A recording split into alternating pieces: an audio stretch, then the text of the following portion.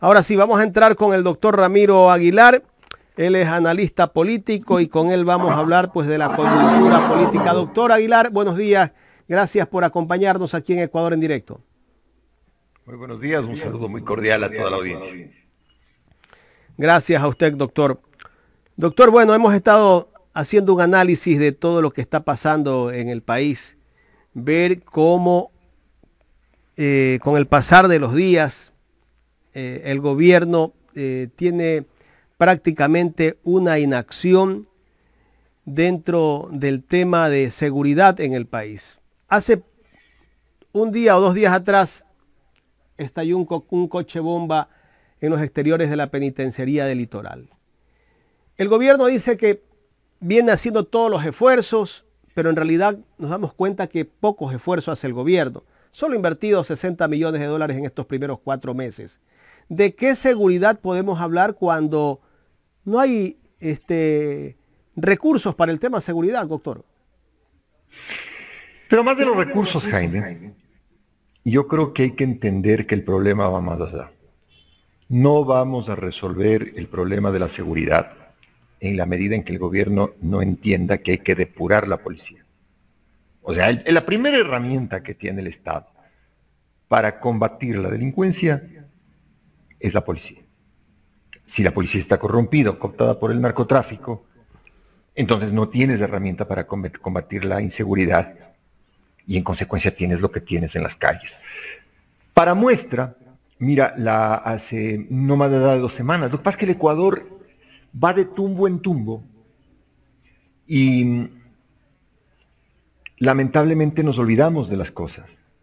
Pero un policía en servicio activo mandó a matar en Ibarra a la madre de su hija para no pagar alimentos y en vez de morir la madre terminó siendo ejecutada por sicarios la nena de 8 meses. Acaban de desarticular una banda, o se fueron contra los que ellos dicen que son los cabecillas de los tiguerones. Vinculan ahí, sin mayor prueba, un jugador profesional de fútbol, y también ahí detienen a 3 policías en servicio activo. Entonces, Jaime, si no depuran la policía, si no reconocen que la policía tiene un gran problema de corrupción, de penetración del narcotráfico, de piramidaciones, si no reconocen eso, van a seguir partiendo del hecho de que la policía es deficiente para combatir la delincuencia. Pero si reconoces que la delincuencia ha cooptado a la policía y ciertos sectores de la policía corrompidos actúan como brazo armado de carteles o bandas criminales, entonces empiezas a encontrar la solución. Hay que depurar la policía aunque se vaya el 50% de la policía. Y ese 50% que tiene que irse no debe ir a engrosar las filas de las bandas criminales. Viene la otra herramienta que necesitas, una fiscalía seria, un grupo de jueces anticorrupción o anticrimen organizado especializados, protegidos, de tal forma que esos policías corruptos sean procesados. Pero mientras no tenga eso el país, Jaime, seguimos azorados, es decir, cada día vemos un escándalo más espeluznante que otro. Doctor, ¿y qué necesita el gobierno para depurar la policía? Bueno, mecanismos hay muchos, ¿no? Es decir, hay que pasar polígrafos, hay que pasar pruebas psicológicas, pero bien hechas, ¿no? Con el compadre que le das ahí un billetón o te facilita la entrada porque le das un billetón, porque corrupto también es el proceso de selección. Y tienes que trabajar mucho en el tema de información y de inteligencia. O sea, un mínimo de información y de inteligencia la policía debe tener. Si quieres, aspirantes a policías, hacer un pequeño trabajo de inteligencia para ver de dónde son, cuáles son sus relaciones más cercanas, más íntimas, etcétera. Pero básicamente la labor policial es información, elemento capacitado y probo, y ahí, como tercer elemento, lo que usted menciona, Jaime, recursos, es decir, el armamento, la capacitación, etcétera. Correcto. Estamos dialogando con el doctor Ramiro Aguilar Torres. Doctor, bueno, el día de ayer también renunció el ministro de Defensa. En su renuncia, el ministro de Defensa casi que le tira flores al presidente de la República, como que entregaba la renuncia y decía, no me quiero ir. O sea, tal vez fue una manera de despedirse, o qué hay detrás de todo lo que estamos viendo, estos movimientos. Tal vez vamos a ver en los próximos días nuevas renuncias de gente que está dentro de ministerios. A ver, el gabinete de Lazo es muy malo. Quizá rescatable, y subrayo rescatable, el ministro de Gobierno, Francisco Jiménez, que está intentando hacer las cosas bien. Pero en la medida en la que le bloqueen otros elementos del gabinete, o le bloqueen otros consejeros del presidente, entonces la labor de Francisco Jiménez se ve torpedeada. Pero rescatando a Francisco Jiménez, y enhorabuena que así sea, es importante establecer que el resto del gabinete es muy pobre. Ahora, ¿por qué se va Hernández? No sabemos por qué se va, pero hay una relación muy cercana con la visita de don Nasa al Ministerio de Defensa, con evidente intención de pagar, porque se llevaba un montón de dinero en la maleta. No sabemos a quién visitó, a quién iba a pagar, y sobre todo no sabemos quién le mató. Porque no hay que olvidarse de eso. Como le digo, como el Ecuador va de escalofriante escándalo semana por semana, hace apenas 3 semanas o 4 mataron a don Nasa. ¿Podemos creer que tal vez don Nasa era una persona protegida por gente que estaba vinculada dentro de las Fuerzas Armadas? A ver, yo no sé si era protegido, pero lo que sí sé es que piramidaba dentro de las Fuerzas Armadas. O sea, los militares eran los clientones de don Nasa.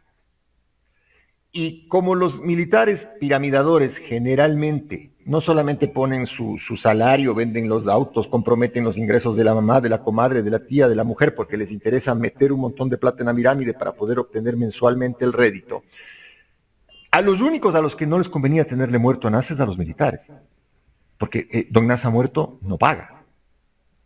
Y ellos necesitaban recuperar el dinero. Entonces yo no hallo una vinculación entre, al menos, a ver, no estoy investigando el tema, pero en medio del sentido común, aunque la gente suele decir que el sentido común es el menos común de los sentidos, y a veces la realidad supera a la ficción, pero en términos de sentido común yo no encuentro ningún interés en que los militares maten a don Nasa.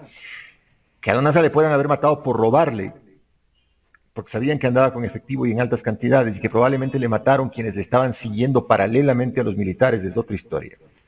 Esa es otra posibilidad muy fuerte. Pero aquí el tema es a quién fue a ver don Nasa en el Ministerio de Defensa tan encachinado, además, pues, ¿no?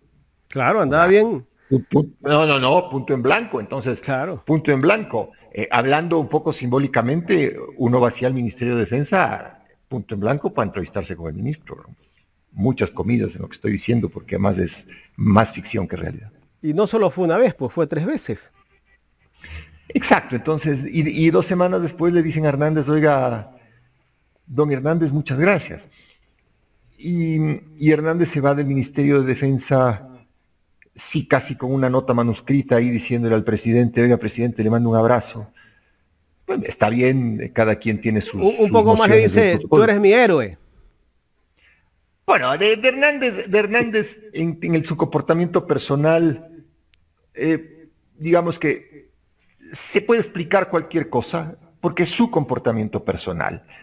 Lo que debe tratar de extraer el país, porque no es un tema menor, es por qué la renuncia del ministro de Defensa, y sobre todo su reemplazo.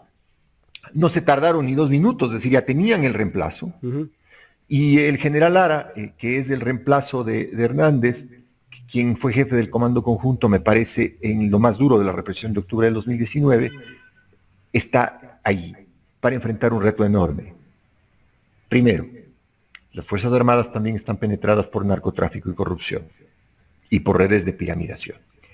Y perdóneme, mi querido Jaime, pero la piramidación que hacen los militares es con dinero, como le digo, generalmente de sus familias, de sus amigos, de sus comadres, de sus novias, etc.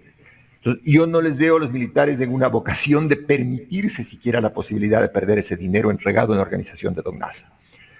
De tal forma que Lara tendrá que afrontar ese problema, donde no están 300 militares, 400 militares, eso debe ser una cosa enorme, que debilita la esencia del respeto que debe tener la institucionalidad de las Fuerzas Armadas.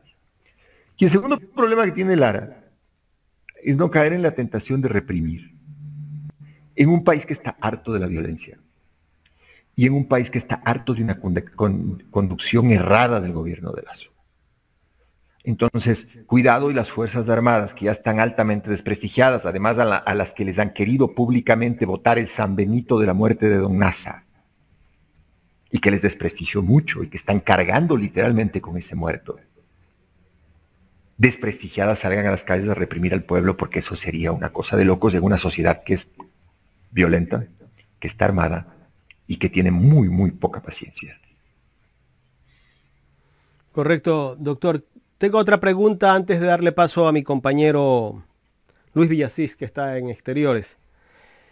La semana anterior, el exalcalde de Guayaquil, en unas declaraciones para un medio digital, dijo que el gobierno tiene un acuerdo con el Fondo Monetario Internacional de cumplirle en los próximos 5 años, desde que empezó, desde el mes de mayo del 2021 hasta el 2025, un pago de 43.000 o cerca de 44.000 millones de dólares a la deuda externa.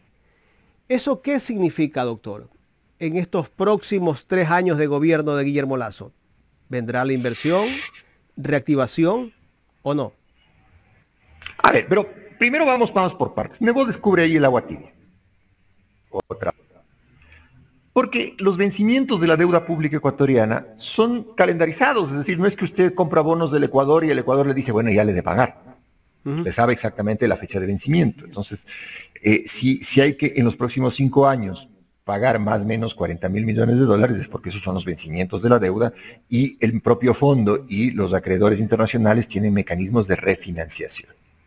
Pero, entonces, pongamos las cosas en orden. Y luego, cuando uno habla, dice, el Ecuador tiene que pagar 43.000 millones de dólares, una cantidad sumamente importante. Es casi la tercera parte de nuestro PIB anual, pero para que se den cuenta de lo pequeñita que es la economía ecuatoriana, son 40.000 millones de dólares lo que acaba de pagar Elon Musk por comprar Twitter. ¿Sí? Entonces, si bien para nosotros son cantidades importantes, en el término en concepto de la economía mundial o del mercado de los bonos, son cantidades que se pueden refinanciar. Y yo creo que el gobierno de Lasso responsablemente intentará refinanciarlas, porque si no lo hace, vamos a tener 4 años, ya solamente 3, porque se ha comido un año, de un gobierno que no ha hecho absolutamente nada, que está desmantelando el Estado, precarizando los servicios públicos, volviendo insegurísimas las calles, que no consigue inyectar empleo a la economía, que habla tonterías, es decir, que una tienda X de ropa va a venir a poner 2 localcillos en el Ecuador, etcétera. Entonces, ahora se está hablando de la eliminación del subsidio del gas y el reemplazo por las cocinas de inducción, que fue una política, digamos que la política de bandera del gobierno de Correa. Entonces, al gobierno de Lasso lo que le falta son voceros que conozcan los temas, ministros competentes para hacerle ver la necesidad de que el gobierno tiene que hacer obra pública y tener políticas públicas claras. Y, desde luego, un debate. Lasso siempre que da entrevistas de mañanas.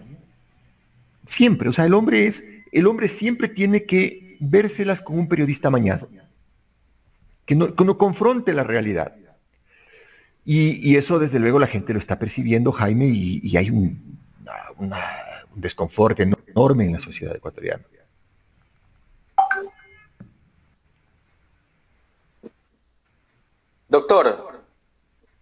Doctor Ramiro Aguilar, ¿qué tal? Pedro. Muy buen día. Hola, Pedro, Luis Villasís le saluda. Hola Luis, perdón, Luis. Luis Villasís.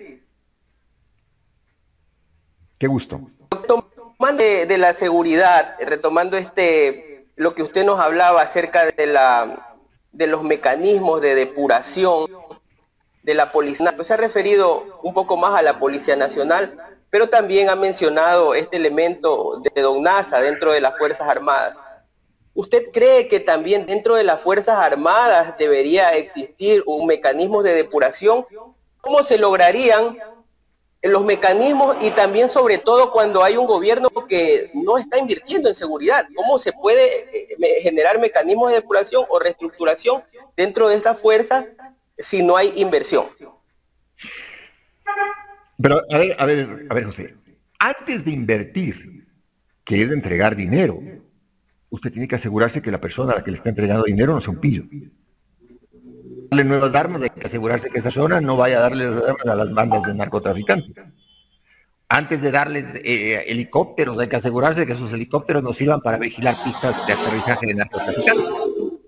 Entonces, el tema aquí es, sí, ustedes tienen razón, hay que dar recursos, pero esos recursos tienen que darse a una institución medianamente honesta. Y digo medianamente honesta porque quizás es lo que máximo se puede pedir en el Ecuador, razonablemente honesta. Y para eso hay que depurar la policía. Y hay que depurar Fuerzas Armadas también. Ahora, si el gobierno cree que no puede depurar Fuerzas Armadas ni policía porque debilita su capacidad represiva, entonces no estamos hablando de un gobierno democrático, sino de un gobierno mafioso. Y espero que eso no sea así. Ok, doctor. También he observado con mucha atención que usted ha resaltado la inclusión del ministro Francisco Jiménez dentro del gabinete del presidente Lasso. El día de ayer usted le ha hecho una sugerencia, ¿no? Que se deshagan de Guadalupe Llori, que no usen funcionarios del gobierno de Lenín Moreno y porque Esmo se cae acá, ha dicho, ¿no? Y que depuren, ya habíamos hablado de lo de la policía y las Fuerzas Armadas. Doctor, ¿usted cree que al ministro le afecta, porque gran parte de la sociedad y solapadamente también, usted hablaba también de un bloqueo, tal vez de otros ministros o gente cercana al gobierno, le afecte el pasado correísta, que incluso muchas personas le dicen que aún es correísta y que él tiene que ver incluso con la salida del habeas corpus de Jorge Glass, etcétera, etcétera, etcétera? No, yo creo, ese es otro tema que ya le está cansando a la opinión pública. A ver, en el Ecuador le violan a una niña en un bus escolar en la ciudad de Quito, en el colegio Dillon, escapa el violador. Matan a un bebé por sicariato, como ya me he referido, matan a Don Nasa, matan en las cárceles, liberan a un cabecilla de una banda de narcotraficantes. Entonces, el Ecuador cada semana espera algo peor que la semana anterior, por más escalofriante que haya sido lo de la semana anterior. En ese escenario, el gobierno apela siempre a que cuando se le calienta mucho la brasa, sale a un tontorrón a decir, yo persigo a Correa.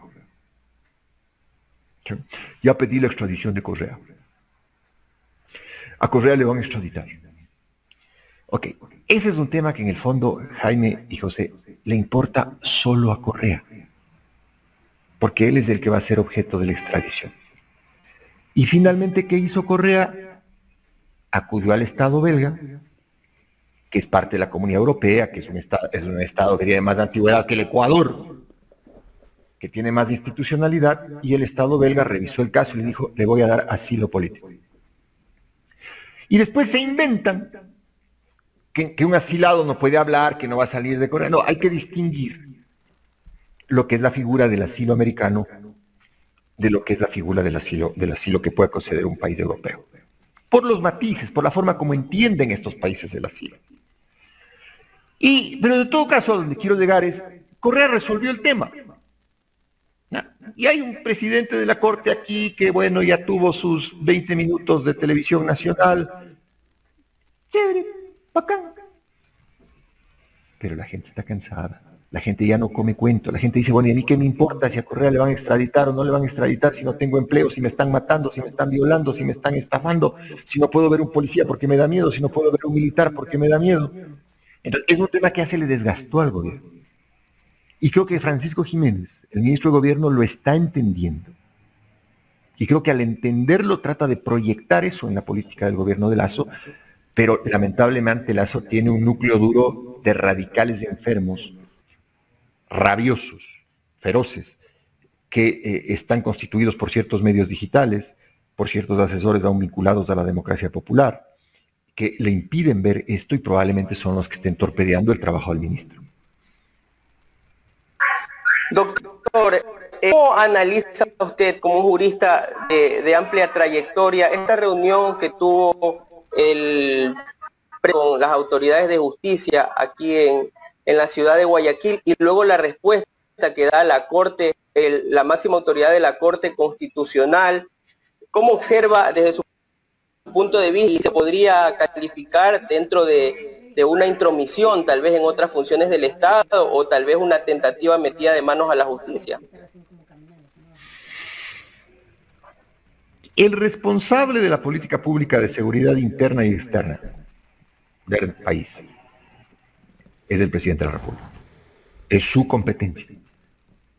No es competencia de la fiscal, no es competencia del presidente de la Corte Nacional de Justicia, no es competencia del presidente del Consejo de la Judicatura y mucho menos competencia del presidente de la Corte Constitucional. El éxito o fracaso de la seguridad en las calles del país tiene un solo nombre: Guillermo Lasso Mendoza, porque el señor pataleó durante 10 años para ejercer la presidencia de la República y lo menos que se podía esperar es que se aprenda las competencias constitucionales que tiene el presidente de la República. Como es un hombre frívolo en política, que vive de la cámara, del discurso barato de los medios corporativos, convoca una reunión con la fiscal general, con el presidente de la Corte Nacional de Justicia y con el presidente del Consejo de la Judicatura. ¿Para qué? ¿Qué le podía decir la fiscal general? Oiga, yo estoy ejerciendo acciones penales, pero los jueces liberan. ¿Qué podía decir ese pobre señor que es presidente de la Corte Nacional de Justicia? Sí, yo mando en mi despacho porque yo soy presidente de la Corte Nacional, pero no tengo ni siquiera jurisdicción, porque no sustancia causas, salvo las de extradición, que son administrativas, y no manda sobre nadie en la Corte, porque esa es competencia del presidente del Consejo de la Judicatura, como se evidenció después cuando el Pleno del Consejo de la Judicatura revocó el nombramiento provisional de este juez Moreira que liberó al jefe de los choneros, y al suspender a la jueza que revocó la prisión de un prófugo buscado en alerta roja por la Interpol, el holandés. Ok, hasta ahí llega, es decir, sanciono cuando ya se ha hecho el daño, es decir, ya JR está libre, ya el holandés está libre, al juez se le sanciona ex post. Pero quien tiene la responsabilidad ex ante, es decir, de hacerlo antes de que se cometan los delitos, de tratar de darle seguridad preventiva al país, es el presidente de la República. Y claro, el presidente de la Corte Constitucional le abochorna más al presidente Lasso, porque le dice, oiga, su reunión es casi como escribir sobre un Kleenex, ¿no? Pero en este juego en donde el presidente se desprestigia más, porque todo lo que hace mal, porque no entiende sus competencias, porque no tiene un buen equipo de trabajo, porque además a reunión por último debía estar el ministro de Gobierno, ya si quería hacerla inoficiosa y frívola, pero mande al ministro de Gobierno. El presidente diseñe con su equipo de trabajo su responsabilidad, que es mantener la seguridad interna y externa del país. Pero claro, el presidente Lasso va resultando un presidente florero, ¿no? Un presidente de exhibición y de mala exhibición. Doctor, sobre el mismo tema de los recursos de habeas corpus, me gustaría escuchar su criterio. Si caben o no sanciones para los jueces que han dado estos recursos en el caso de Jorge Glass, en el caso del juez Pedro Moreira y todos los casos que se están revisando en este momento. Habría que verlo, Jaime, habría que verlo. Yo soy abogado de más de 30 años de ejercicio profesional y no me atrevo a dar un criterio respecto a un proceso sin haberlo leído. Pasando a otro tema, doctor, antes de que se nos vaya, me gustaría escuchar su criterio de lo que ocurrió el día de ayer en la Asamblea Nacional. Guadalupe Llori se sigue aferrando a su cargo, al comienzo no quería ceder su espacio de presidenta, aunque el mismo secretario de la Asamblea al final parece ser como que dijo ya no, ¿hasta dónde puedo seguir cometiendo errores que tú me estás diciendo? Al final optó por dejar su curul, la presidencia de la Asamblea para ir a ocupar su curul como una legisladora. Ahora, en horas de la tarde o noche, ya la señora presidenta Guadalupe Llori ha ido a Fiscalía a denunciar a todos los asambleístas que han conformado esa comisión multipartidista. ¿Qué podría pasar? ¿Cuáles serían las acciones legales que tendrían que enfrentar los asambleístas? Ninguna. La señora Llori es patética. Es absolutamente patética. Es tan patética que ya se vuelve un estorbo para el propio gobierno. Para el propio gobierno. Se desprestigia tan rápido y ha transformado la Asamblea en un lodazal político. Que ya todo el mundo le ve a la señora Llori y dice, ups, hasta el secretario, ¿no? Porque lo de ayer sí fue terrible. Señor secretario, hágase el pendejo con la petición que le acaban de hacer. El secretario regresa a ver y dice, presidenta, yo no puedo hacer eso porque yo tengo la ley orgánica de la función legislativa y tengo que darle la palabra a la persona que pide el cambio del orden del día y después someter a votación si pasa o no. No, que se haga el pendejo, le estoy diciendo. Oiga, presidenta, no puedo. Yo mando aquí, yo, Guadalupe Llori, mando aquí. Jaime, ya después de eso, cierren la asamblea, apaguen la luz, voten cal, no el cal, Consejo de Administración de la Legislatura, sino el polvito blanco ese que quema todo. Pero es doloroso lo que pasa y creo que Francisco Jiménez y Guillermo Lasso deberían aceptarse consejo grateche, que los doy pocos además cuando son grateches,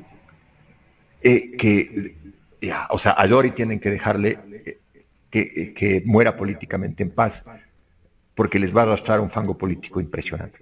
Doctor, pero el gobierno ya venía diciendo que ellos marcaban distancia con Guadalupe Llori, pero ayer salieron juntos los que apoyan a Guadalupe Llori y el oficialismo.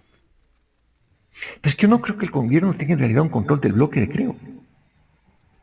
O sea, así de terrible es esto. Yo creo que el bloque de Creo va por la libre. Buenamente como entiende que debe ser la derecha legislativa, dentro de ese discurso todavía anclado a la campaña del presidente Lasso. Y el gobierno, que Lasso dudo mucho que reciba en Palacio a todos los asambleístas de Creo, y quien está haciendo el esfuerzo de ser interlocutor es Francisco Jiménez, que le sacaron del bloque de la asamblea.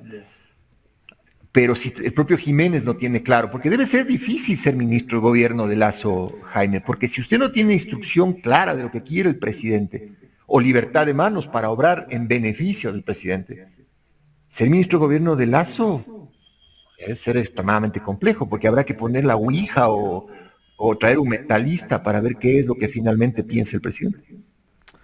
Doctor, tengo dos interrogantes finales de mi parte. Las declaraciones que dio el presidente Guillermo Lasso en Uruguay la semana anterior, si no me equivoco, donde él dijo que los negocios que podrían darse entre los dos países es que Ecuador le venda guineo a Uruguay y Ecuador importe leche, lácteos y carnes de Uruguay.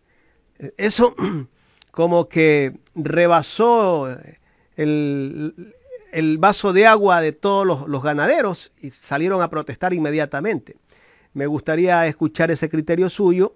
Y el otro, de lo que se viene justamente este 1 de mayo. ¿Qué va a pasar este 1 de mayo tal vez en las calles? Porque ya los trabajadores, las organizaciones sociales están diciendo que van a salir a marchar y tal vez detrás de todo eso puede haber algo mucho más grande. Tres cosas. A ver, las declaraciones de Lasso son extremadamente ligeras. Por tres razones. Primero, el Ecuador no puede darse el lujo de importar en desmedro de la industria o de la agricultura o del sector agropecuario ecuatoriano. Por dos razones. Primero, porque se le rompe el equilibrio de la balanza comercial en una economía dolarizada.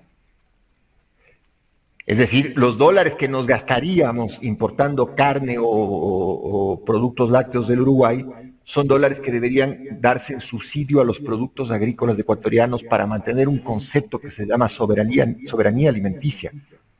Es decir, para que cuando pase otra pandemia, si es que pasa y el Ecuador necesita alimentos y no se pueden importar, tengamos de qué comer de producto nacional. Y segundo, cuando se acabe el petróleo, ¿qué vamos a vender para poder sobrevivir como país? Por eso, fortalecer el sector agropecuario y hacerlo muy, muy grande, con las limitaciones que da la geografía ecuatoriana. Entonces, Lazo opina cualquier cosa.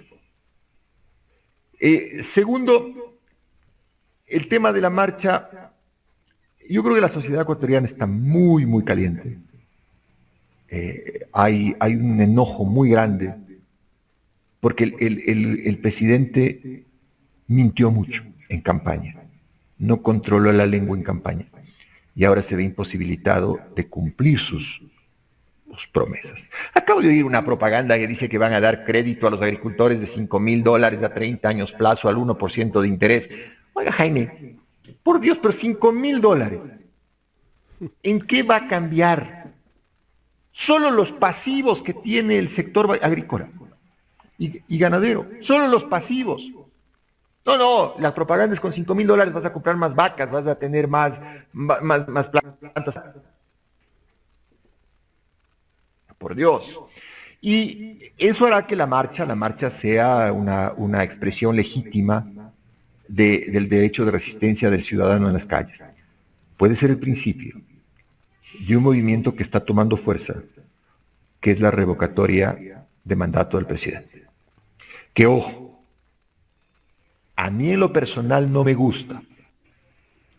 Yo creo que el presidente tiene que terminar su mandato, pero tampoco el Ecuador puede resistir 4 años más, sumados a los 4 de Moreno, de ineptitud, incapacidad, violencia, improvisación, insulto. Eso no puede resistir. Entonces, si bien a mí como mecanismo me parece extremo, hay un grupo importante de ciudadanos que ya están hablando de la revocatoria del mandato del presidente, y creo que Lazo debe considerar seriamente que aún en su condición de presidente florero,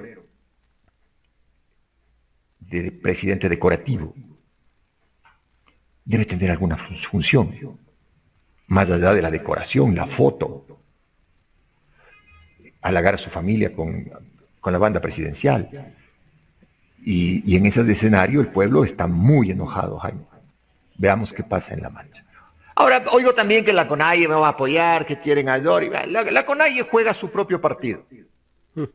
Su propio partido. La CONAIE se frenó a raya en noviembre y el primer trimestre del año ha sido un cero a la izquierda en actividad política en el país. Pactó con el gobierno, no pactó, ¿qué pactó? No nos interesa. La sociedad ecuatoriana es más que la CONAIE. La CONAIE es bienvenida en las marchas, como no puede ser de otra manera, en las marchas populares, pero la CONAIE no tiene la patente ni es la dueña de las marchas populares. Veamos qué pasa. Doctor, quiero agradecerle de mi parte por haber aceptado este diálogo aquí en Ecuador en directo. Muy amable, muchas gracias.